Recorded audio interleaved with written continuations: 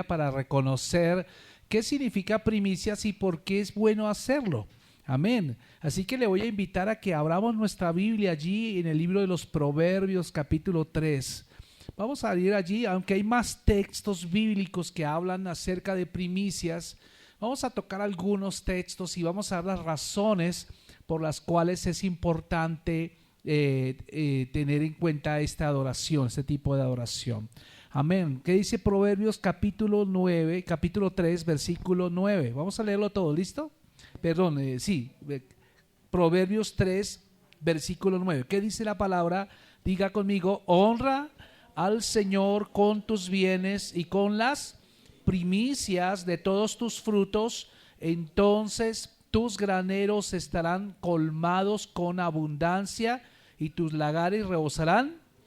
Vamos a leerlo otra vez. Diga, léalo con atención. Diga: honra al Señor con tus bienes y con las primicias de todos tus frutos, entonces tus graneros estarán ¿qué? Colmados con abundancia y tus lagares rebosarán de mosto. Amén. Esto es un principio. ¿Qué es un principio? Es una ley. Así como existe la ley de la gravedad, que es una ley que nada puede alterar, la gravedad me dice que todo lo que todo en la tierra, todo es atraído hacia el centro, ¿cierto? La gravedad trae todo hacia el centro de la tierra, ¿verdad? Por eso es que nos caemos cuando nos tropezamos, ¿verdad? Por eso un avión tiende a caer al suelo. Esa es una ley que es inquebrantable, o sea, no hay nada que la pueda quebrantar. Así también existe otra ley que llamamos la ley de la aerodinámica. ¿Sí saben cuál es la ley de la aerodinámica? La ley de la aerodinámica es que algo puede volar siempre y cuando tenga sustentación sobre el aire. Entonces puede levantarse a pesar de que hay una ley de la gravedad. Pues hermanos, les tengo una noticia. Hay una ley espiritual que se llama la ley de las primicias. Amén. Es un principio espiritual y esto representa una entrega y un compromiso total. ¿Qué representa una primicia? Un compromiso, diga, una entrega y un compromiso total. O sea, recuerde lo que Dios dijo a Israel cuando Él los puso en la tierra prometida. Él les dijo allí: la tierra es mía. Cuando el Señor puso a Israel en la tierra prometida, les dijo: la tierra me pertenece, la tierra es mía, yo se las doy. Y entonces los israelitas tenían que dar una 10ª parte, es decir, un diezmo de los productos que cosecharan y elaboraran allí. Y entonces creemos que en realidad los israelitas daban más de un diezmo, daban hasta 3 diezmos de lo que producía la tierra. Y el mismo comienzo de la cosecha, en el primer día donde empezaban a sacar los primeros frutos, entonces ese primer día era lo que traían las primicias, los primeros frutos. ¿Me entiende? Entonces eso traducido en nuestro español significa lo primero que recibes en el año. Lo primero que recibes en el año es lo que llamamos una primicia, lo primero para el Señor. Pero no era lo primero solamente, sino era lo mejor. Entonces tenía 2 connotaciones, era primero, pero el segundo término era lo mejor. Entonces con esa acción los israelitas lo que en realidad estaban era reconociendo que Dios es el dueño de todo. ¿Qué es lo que está diciendo cuando traigo primicias? Le estoy diciendo: Señor, tú eres el dueño de todo, y esto es la evidencia más importante de mi compromiso contigo, el reconocerte a ti no solo de boca, sino de hecho, que todo lo que tengo y lo que soy te lo debo a ti. A ver, nadie puede decir que está totalmente comprometido con el Señor hasta que usted considere que Él es el dueño de todo y obre en consecuencia, porque Él es quien le ha dado todo nos lo ha dado el Señor, ¿sí o no? Mire qué cosas tiene usted que usted no haya recibido del Señor. Todo, mire cualquier cosa. Dígame una sola cosa que no haya recibido del Señor. Todo lo hemos recibido del Señor excepto la enfermedad. Todo lo hemos recibido del Señor excepto el pecado y todo lo malo que el diablo ha venido a sembrar o nuestra desobediencia, pues todo lo demás ha venido de parte del Señor. Entonces por eso, cuando nosotros decimos que el Señor es dueño de todo, pues tenemos que actuar en consecuencia con ello. Entonces por eso alguien decía, bueno, yo ya he trabajado muy duramente, alguien decía, para conseguir todo lo que tengo, pero ¿quién le dio la salud a esa persona para trabajar? ¿Quién le dio a esa persona las oportunidades para encontrar un trabajo? ¿Quién hizo posible que pudiera ganar dinero? Hermano, solamente Dios.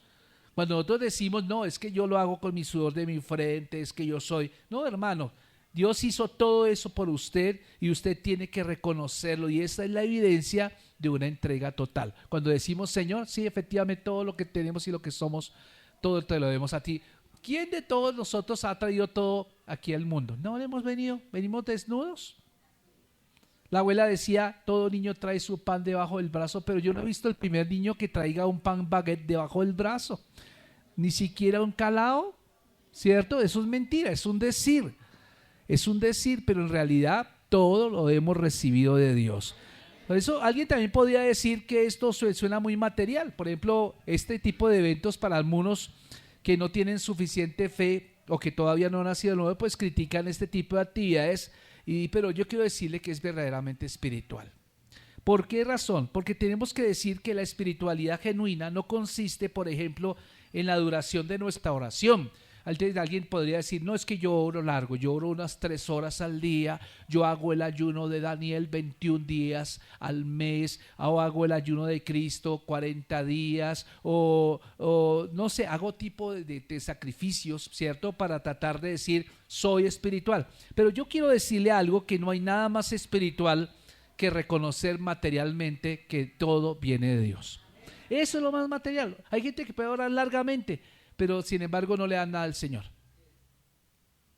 Eso se llaman religiosos, mi amado hermano. Entonces, por eso, mi amado hermano, la cantidad de cosas que nosotros le dedicamos al Señor en proporción de nuestras posibilidades, esa es la manera en que uno puede evaluar y determinar el nivel de espiritualidad que nosotros realmente tenemos.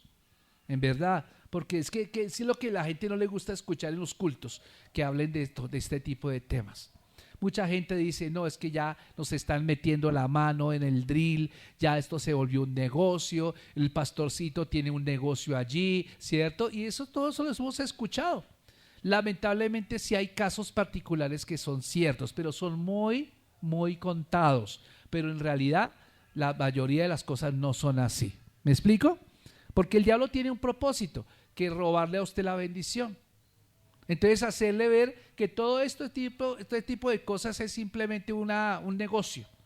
Pero ¿cuántos de ustedes saben que los que sí están diezmando y ofrendando, ustedes lo han comprobado en su carne propia, que Dios les bendice de una manera extraordinaria?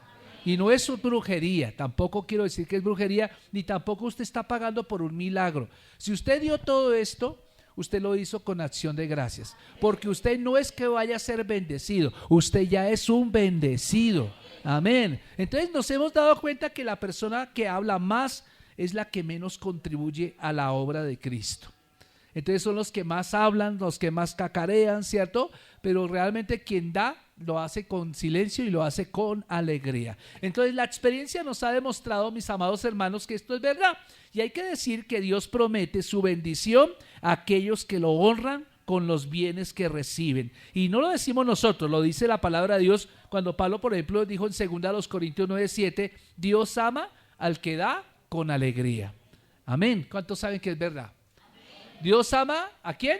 Al dador alegre. Dígale al vecino, Dios ama al dador alegre. Gloria al Señor. Bueno, y esto es maravilloso. Yo no sé por qué me siento tan contento, pero vea, yo veo algo acá que ustedes lo hicieron. Yo veía las actitudes como pasaban y cómo se peleaban por colocar aquí esto. Y gloria a Dios, porque en medio de toda esta abundancia no falta nuestra querida y bien preciosa Guatila, que la vio allá. Esa Guatila nunca falta, ¿cierto? Es una maravilla. Y es una maravilla, y gracias por quien se acordó de la Guatila, porque realmente este bodegón sin Guatila no sería bodegón. Gloria al Señor. Entonces vamos a hablar de cómo se hacen las primicias, ¿ok? Pero quiero que usted mire su Biblia, por favor, devuélvase a Proverbios capítulo 3. Entonces vamos a mirar algo acá, y es que las primicias en la Biblia representan lo que le doy a Dios primero. ¿Qué es lo que representan? Lo primero y lo mejor. Diga conmigo, lo primero y lo mejor del fruto de mi trabajo. ¿Ok? Sí, por ejemplo, las cosechas o ganancias, ¿cierto? Lo que recibimos, el Señor nos dice, un acto de obediencia es un acto de fe y es un acto de gratitud. Entonces contribuyen tres cosas. Cuando tú traes tu primicia, primero estás siendo obediente, segundo estás demostrando tu fe y en tercer lugar estás demostrando un espíritu lleno de gratitud. ¿Qué es lo que representa la primicia? Número uno, ¿qué dije? Obediencia, fe y gratitud.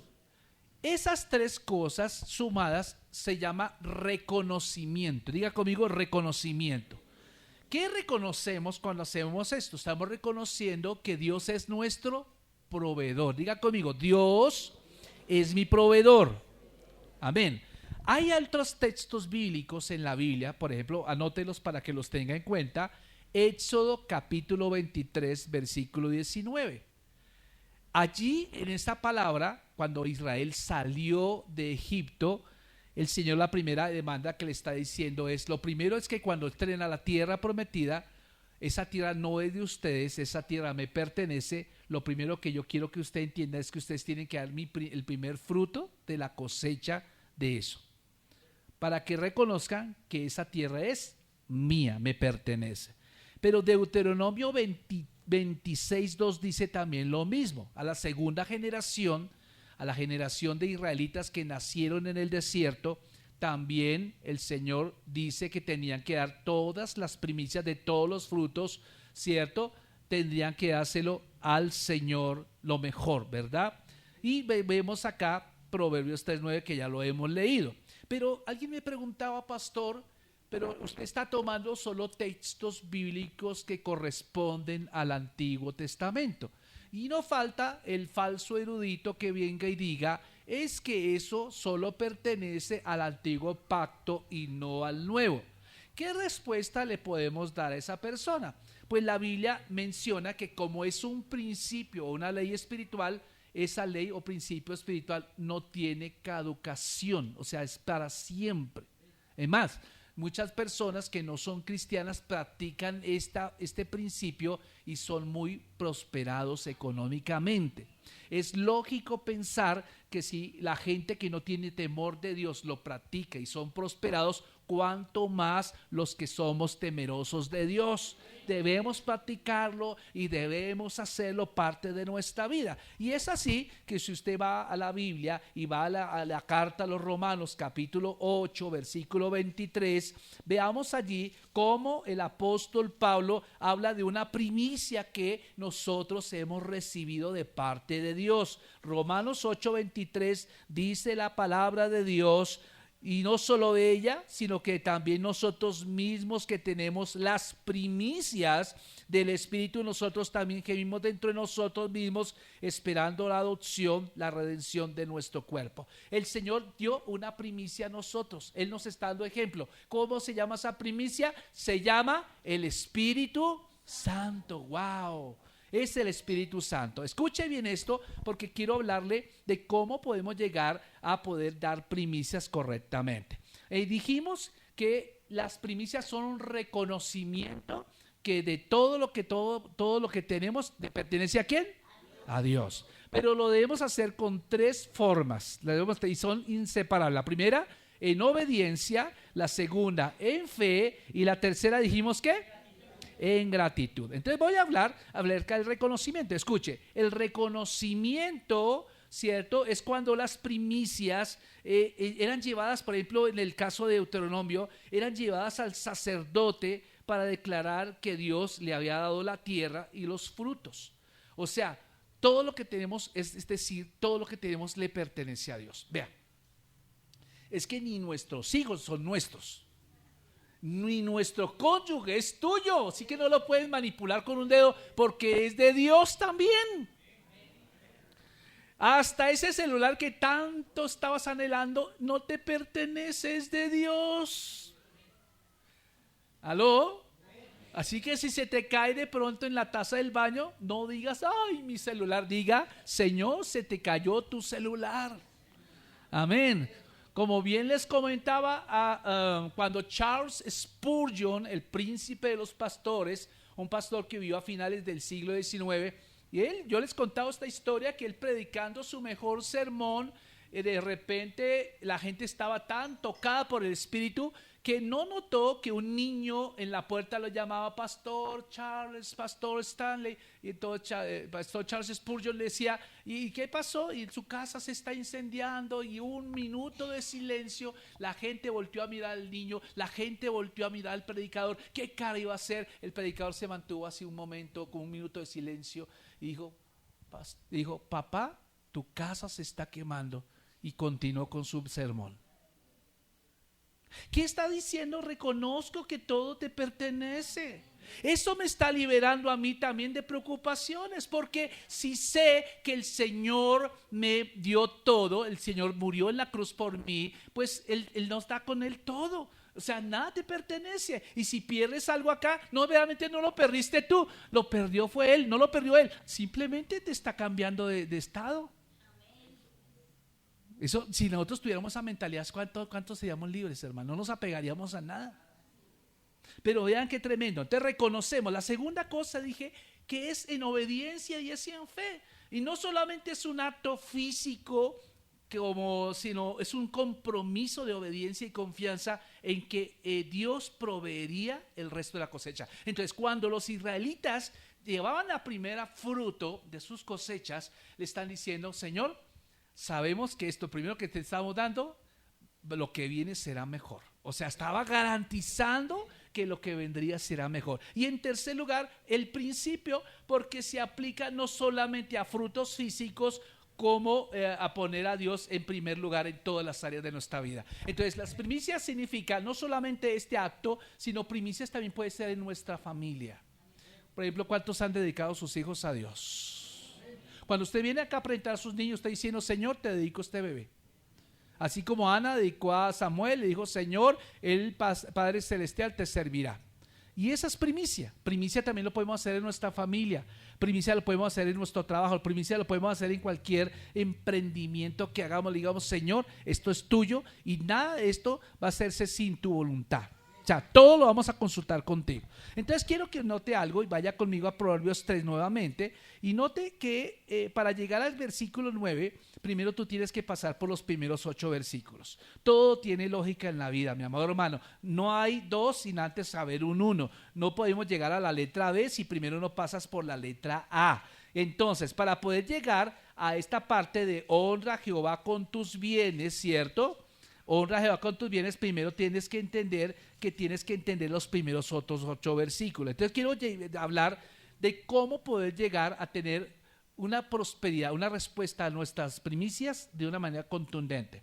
Para eso tenemos que entender que el Señor nos habla en estos primeros 8 versículos de primero que tenemos que aprender a caminar bien. Diga conmigo, caminar bien. Entonces voy a mencionar básicamente esto. Los versículos 1 al 4 de Proverbios 3 nos habla de que el Señor quiere que usted y yo caminemos bien con Él al valorar su palabra. ¿Qué es lo que primero tenemos que valorar? La palabra. Entonces lo primero que tú y yo tenemos que hacer. De los versículos 1 a 4 lo dice así, véanlo conmigo. Dice, hijo mío, no te olvides de mi ley y tu corazón guarde ¿qué? Mis mandamientos.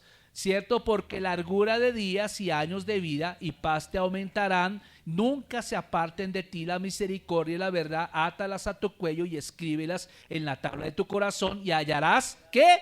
Gracia y buena opinión ante los ojos de Dios y de los hombres. Entonces, ójale cuidado, ¿cómo puedes que tú puedes esperar de que haya un reconocimiento de parte de Dios de que tu primicia es totalmente aceptada? Recordemos que la Biblia se nos menciona en Génesis capítulo 4 que el Señor, Abel y Caín también hicieron lo mismo. Abel era pastor de ovejas y ofreció lo mejor de su rebaño, pero también Caín, él era agricultor y ofreció lo mejor de su tierra. Pero dice la Biblia que el Señor miró con agrado la ofrenda de Abel, mas no vio con agrado la ofrenda de Caín. ¿Pero por qué, Señor? ¿Por qué razón? ¿Es que el Señor hace acepción de personas? De ninguna manera. Lo que pasó aquí fue la actitud con la cual pasaron a dar. Mientras el uno lo hizo con el concepto correcto, como Dios esperaba, el otro simplemente lo hizo porque le tocaba. Entonces, cuando usted ofrece algo al Señor, nunca lo haga porque le toca. La pastora nos lo explicó ahorita. Si usted no tiene en su corazón dar esto, no lo dé, porque Dios no se lo va a recibir. El Señor se lo va a recibir cuando usted lo haga con gozo, con alegría. Amén, ¿sí o no?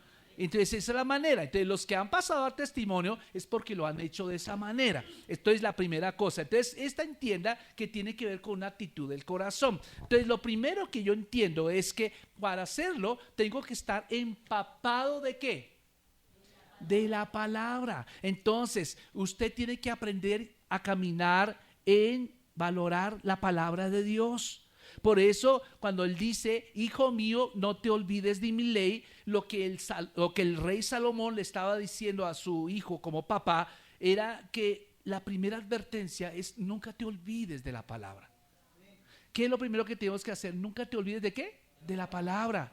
Vea que lo primero que se nos olvida regularmente es la palabra. Hermanos, qué tristeza. Nos acordamos de quién fue Millonarios en 1978. Nos acordamos de toda la plantilla del equipo Millonarios que estaba allá Guarán, que estaba no sé quién, que estaba todos esos. Y nos acordamos que perdió con Tolima 1-0. Pero nos olvidamos de qué dice la palabra. Somos más dados a recordar lo malo de lo que nos pasa que de lo bueno que nos enseña la palabra. Entonces lo primero en la invitación es nunca olvides la palabra de Dios. Salomón dice nunca olvides mi ley. No es que Salomón, recuerden que era el rey y no estaba hablando de la ley en el sentido de sus propios decretos personales, sino estaba hablando de la ley de la palabra de Dios. Nunca nos olvidemos de eso, mi amado hermano. Por eso yo realmente cuando visitamos a las personas, algunos de ustedes, a mí me alegra ver que las paredes están llenas de versículos. Porque esa persona está diciendo, no me quiero olvidar de la ley, no me quiero olvidar de la palabra. Encuentro que la palabra tiene medicina para mi cuerpo. Entonces dice, no solamente eso, sino dice, y tu corazón guarde mis mandamientos. Es decir, que olvidar no es un evento accidental en nuestra vida. Olvidar es una decisión nuestra. ¿Qué dije? Olvidar es una ¿qué? Decisión nuestra. Entonces la palabra de Dios es mucho más que un ejercicio mental de memoria. ¿Cómo? Entonces alguien me pregunta, pues, ¿cómo hago para no olvidar? Bueno, sencillo, para no olvidar, lo que tienes que hacer es obedecer. Porque cuando tú obedeces lo que acabas de escuchar de la Biblia, eso jamás se te va a olvidar. Cuando te conviertes en un practicante de la palabra, entonces nunca lo vas a olvidar. Entonces esa es la mejor guarda para evitar el olvido, ¿cierto? Entonces no solamente consiste en recordar mentalmente la palabra de Dios, pero si tú no la obedeces, podríamos decir con toda razón que tú te olvidaste de los mandamientos de Dios. O sea, tú puedes saber mucha Biblia mentalmente hablando, pero si tú no la llevas a la práctica, eres un olvidadizo de la palabra. Qué interesante, ¿no? Entonces, ¿quién es el que no se olvida de la palabra? El que la practica. ¿Aló? ¿Está conmigo? Entonces, esa es la primera cosa. Entonces, dice la palabra del Señor que tu corazón guarde mis mandamientos, dice. Entonces, notamos que esta obediencia también tiene que ver con el corazón. Entonces, note que ese versículo, hay 3 veces la palabra corazón. Si usted mira, cuente cuántas veces aparece la palabra corazón ahí, está diciendo que es lo más profundo de tu ser. Y hay una promesa. Si tú guardas la palabra en tu corazón, entonces dice, te aumentarán, ¿qué? Vendrá un incremento, dice, te aumentarán, dice el versículo 4, y hallarás buena oración ante los ojos de los hombres, dice, porque largura de días y años de vida y paz, ¿de qué? Aumentarán. Esa es la parte que todos queremos. ¿Cuántos quieren largura de días? Pero ¿qué sirve tener largura de días si está uno enfermo? Entonces no sirve de nada, ¿cierto? Entonces aquí dice largura de días y años de ¿qué? De vida. O sea que no es lo mismo largura de días que años de vida. Lo que está diciendo es que vas a vivir largamente, físicamente hablando, pero también vas a vivirlos con vida, o sea, con salud. Y dice, y paz de ¿qué? Aumentarán. Que la palabra paz significa provisión total. Eso es lo que significa. ¿Aló? ¿Está conmigo? Entonces eso es lo que está diciendo ahí el texto. Entonces te aumentarán. Es un beneficio que Dios te está mencionando. Dios te está diciendo, habrá largura de años, habrá largura de paz, ¿cierto?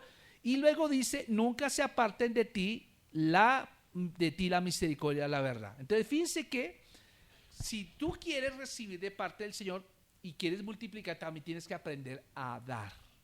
Nunca se aparten de ti la misericordia con que Dios nos trató, nunca se debe olvidar. Esa misma misericordia con la cual Dios nos trata, también tenemos que darla. ¿Aló? Entonces estarías ya en ese momento no caminando solamente en fe, sino estás caminando en gracia. Gracia es saber dar. Y dice, y verdad. Ahora, note la siguiente cosa que dice, átalos y escríbelos. Entonces son expresiones que el salmista o el proverbista está diciendo que son impactantes y digámoslo de esta manera, es para meditarlas, y es que debemos actuar según esos principios. Atar y escribir, el maestro hace hincapié en que las enseñanzas se vuelven parte de nuestra naturaleza como discípulos. Amén. ¿Sí entendió esa parte? Entonces dice, ¿y hallarás qué? Gracia. Wow, tremendo, ¿no? O sea que es una vida totalmente bendecida. Ahora, segunda cosa, segundo caminar. La segundo caminar no solamente es valorar la palabra, sino el segundo caminar es caminar correctamente con Dios, confiando verdaderamente en Él. ¿Cuántos confían verdaderamente en el Señor? Poquito, la mitad de la iglesia, pero me alegra mucho la sinceridad de que no dijeron amén, porque quiere decir que usted tiene que aprender a caminar en fe verdaderamente, el creerle. Vea los versículos 5 al 6, quiero que lea por favor los versículos 5 al 6, que dice, fíate de Jehová de todo tu corazón y no te apoyes en tu propia, reconócelo en todos tus, y Él enderezará tus. Wow, ¿qué es lo que está diciendo? No te apoyes en tu propia sabiduría. Fíjate del Señor y ponle todos tus proyectos en manos del Señor. Entonces Salomón aconseja a su hijo a vivir una vida de confianza en el Señor. Y Salomón había descubierto que Dios era digno de confianza. ¿Sabe una cosa? Nuestra naturaleza es confiar en algo, en alguien. Siempre nuestra tendencia es a confiar en algo. Lo que pasa es que confiamos en las personas equivocadas. Cuando usted quiere confiar es en el que es, en el real, en el Señor. Pero muchas veces confiamos más en un amigo o confiamos más en un trabajo, ¿sí o no? Y entonces usted pone toda su fe en este trabajo, ya lleva 40 años trabajando ahí y piensa que usted ya es parte de los activos de esa empresa y cree que nunca lo van a echar, y preciso lo echaron el día de su cumpleaños. Y usted se desola y dice, pero ¿cómo era posible? Me echaron, y yo que tenía tanta confianza con el gerente y estaba haciendo concurso para ser supervisor y esto y lo otro, y lo echaron. ¿Sabe por qué lo echaron? Porque su confianza no estaba puesta en Dios, su confianza estaba puesta en usted y en ese trabajo. Y cuando usted confía más en otra cosa que no sea en Dios, Dios la quita. Gracias por ese amén. Dios la quita, mi amado hermano. Por eso el Señor dice, fíate de Jehová. Sí, fíate de Jehová. ¿Cómo? De todo tu corazón, ¿cierto? Entonces, ni aún usted mismo confía en usted mismo. Más bien tenga usted desconfianza en usted mismo, porque usted es muy vacilante. Hoy está muy amén, muy aleluya, y de hoy noche no quiere ni venir a la iglesia. ¿O no? ¿Sí o no que somos así como todos parchudos? Somos parchudos con nosotros mismos, ¿cierto? Hoy estoy sonriendo ya y veo un espejo y ya lo quiero pegar un puño al espejo. Hermanos, somos parchudos. Entonces la invitación, no confíes en ti mismo, confía en el Señor. Confiar en Dios no es tener un fondo de ti mismo, sino es creer en todo lo que Él prometió. Y dice de todo tu corazón, dice decir que la fe verdadera debe ser de todo tu ser. En tu mente, en tu fuerza, en tu cuerpo, todo debe ser. Pon toda la confianza en el Señor. Entonces, ¿tú confías en Él? Yo te pregunto, ¿tú confías en el Señor? Sería estupendo que lo hicieras, realmente sería maravilloso. Y fíjese, y no te apoyes en tu propia ¿qué? Prudencia. Entonces, no confíes en tu propio entendimiento, a menos que sea bíblico. A menos que sea bíblico. Y no te apoyes, no confíes, no te pongas. Eso es como colocarte una persona que le acaban de operar su pie, se apoya sobre una muleta rota. Confiar en lo mismo es como eso. ¿Qué pasa si se apoya en esa muleta rota? Se cae. Entonces, por eso, mi amado hermano, nuestra confianza debe estar en Dios. Y dice, reconócelo en todos tus caminos. Entonces, quiere decir que debes honrarlo en todo lo que tú haces, en todas las áreas de tu vida, sea en el área sentimental, sea en el área económica, sea en el área familiar, sea en el área laboral, sea en el área académica, en cualquier área. Así pongas una choricería allí en la esquina, Señor, esa choricería es para tu honra y tu gloria. No hagan nada sin el consentimiento del Espíritu Santo. Es la única manera que Dios te garantiza a ti, porque Él no se equivoca, mi amado hermano. Si Él te dice no pases por ahí, es por algo que te lo está diciendo. Si estabas de camino al aeropuerto y de repente hubo un trancón en El Dorado porque hicieron una protesta, porque esto y porque lo otro y perdiste el avión, no malayes. Como le pasó a un amigo que perdió el avión y llegó al aeropuerto tarde y ya el avión había partido y empezó a maldecir, perdí el avión, y resulta que a la media hora se escupió la noticia de que el avión, una Avianca, se había estrellado en el Monte La Cuchilla, allí por detrás de Monserrate. Bueno, ahora ¿qué me tienes que decir? ¿Qué me tienes que decir? ¿No te parece que la guía del Señor es más segura que tu propia guía? Muchas veces nosotros no sabemos elegir, elegimos lo que creemos que es bueno y conveniente y resulta que lo bueno y conveniente que tú crees no es lo bueno y conveniente que te conviene. Lo bueno y conveniente es lo excelente que Dios te da. Él le enderezará tus veredas, mi amado hermano, es el principio de la respuesta de Dios hacia aquellos que confían en Él de la manera descrita en estas líneas anteriores. Por eso, mi amado hermano, Él dirige tu camino, Él quiere tomar el control. Tercer caminar. El tercer caminar es que tú tienes que aprender a caminar correctamente con Dios con una vida humilde y reverente. Tú tienes que aprender a caminar bien con Dios con una vida humilde y reverente. O sea, ¿sí ves? La primera es, valorar ¿qué?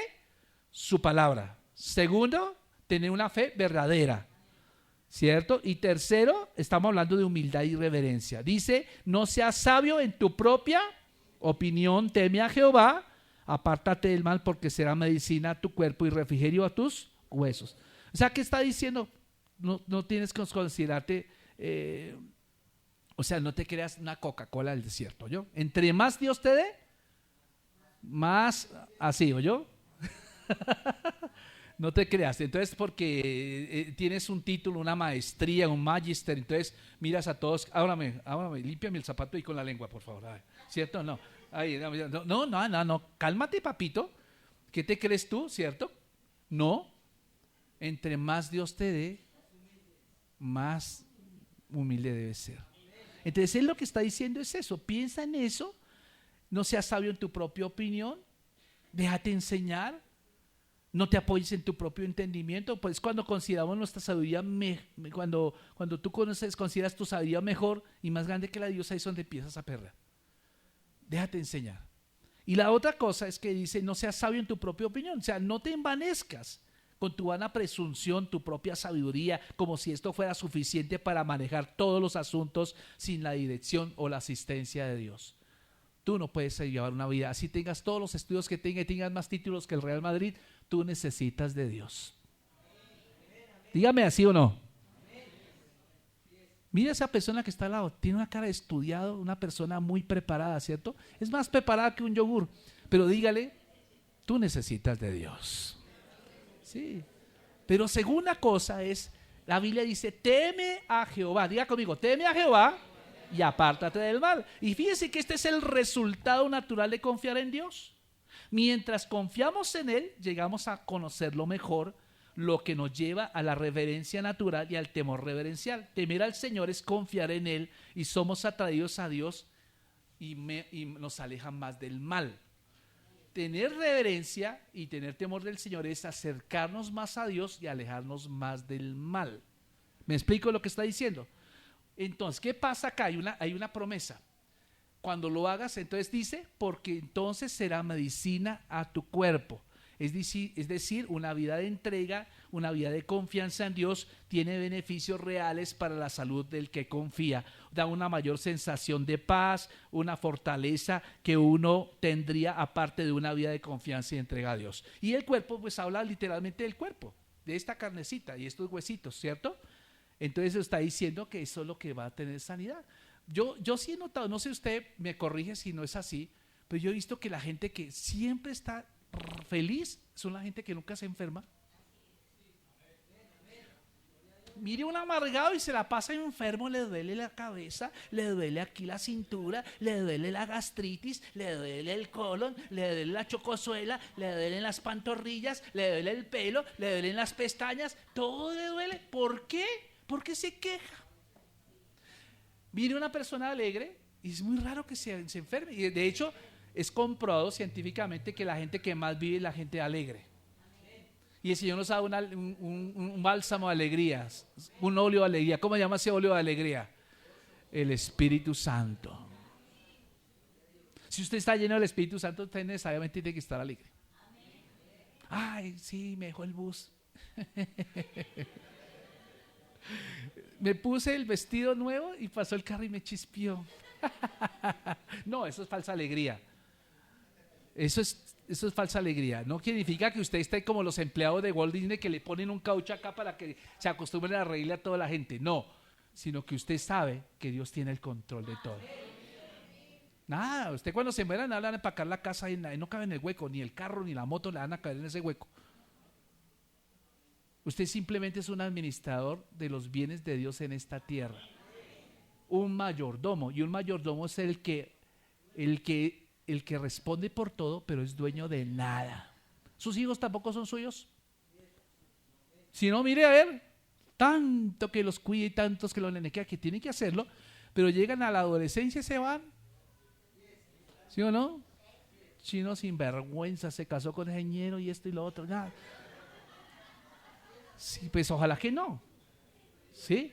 Pero eso es simplemente una cuestión de que muchas veces estamos pidiendo para como quedar con cosas. Y se da cuenta que la oración de la gente es: Señor, dame esto y dame lo otro y esto y lo otro. No, te lo da pero prestado. Y llega un momento en que ya tienes que devolverlo. Pero cuando tú te despegas de las cosas y las siembras en la obra del Señor, prepárate porque el Señor te da lo mejor. Claro, es un buen administrador, es una persona confiable. Ahora sí viene el punto para la primicia. Vaya conmigo los versículos 9 al 10.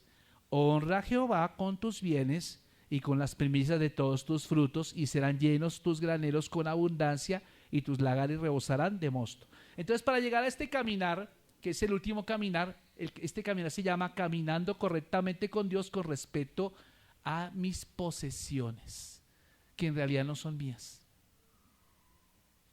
Entonces, ¿cómo puedo llegar a entender esto? Yo no puedo aislar Proverbios 9 y 10, de 3, 9 y 10, de los primeros 8 versículos. Para poder entender esto, tengo que entender los primeros 4. ¿Cuál es el primer caminar? ¿Cuál es el primer caminar? ¿Valorar qué? Valorar su palabra. ¿Cuál es el segundo caminar? Tener una fe verdadera. ¿Cuál es la tercera caminar?